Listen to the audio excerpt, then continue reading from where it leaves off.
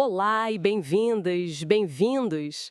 Somos a equipe assistente do professor Manassés e hoje vamos mergulhar naquela aula recente do Clube de Pregadores, né? Sobre a inspiração da Bíblia. Exato. Uma aula, olha, fundamental para quem está estudando teologia. E a nossa missão aqui é essa: revisitar os pontos principais, ajudar a fixar esse conteúdo que é tão rico. É um desafio, né?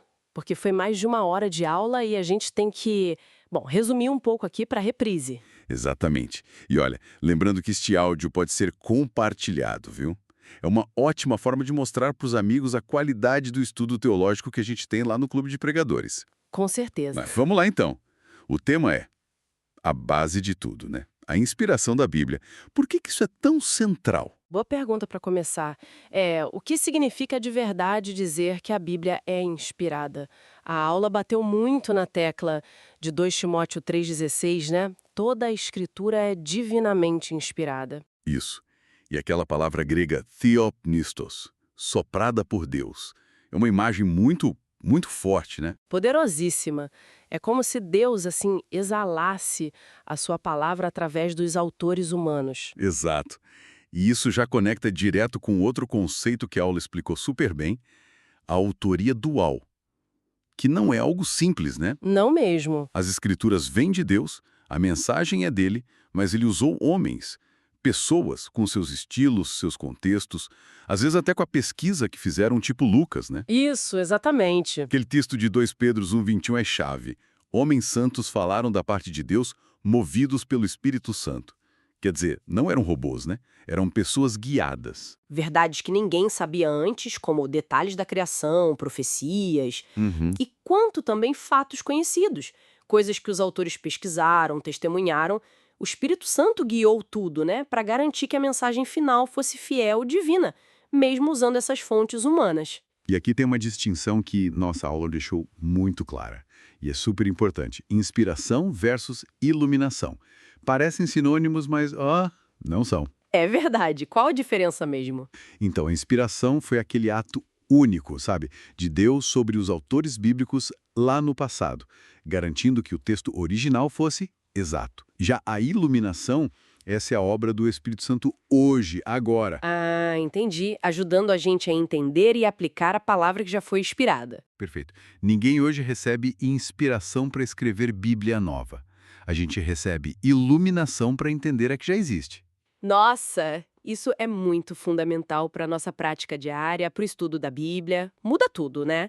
Saber que a gente precisa do Espírito, a iluminação, para captar o sentido de um texto que foi garantido por Deus a inspiração. Exatamente. Fica até uma pergunta para o pessoal refletir.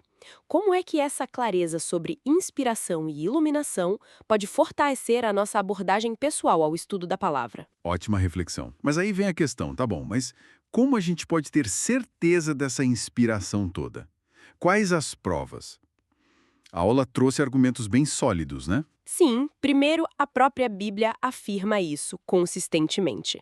Ela reivindica essa autoridade divina. E depois aquelas confirmações externas, fatos científicos que a Bíblia mencionou séculos, milênios antes da ciência descobrir. Aquilo da Terra ser redonda em Isaías, suspensa no nada em Jó. Pois é, aliás, quem é aluno do Clube de Pregadores tem acesso àquela tabela comparativa, né? Bíblia e ciência.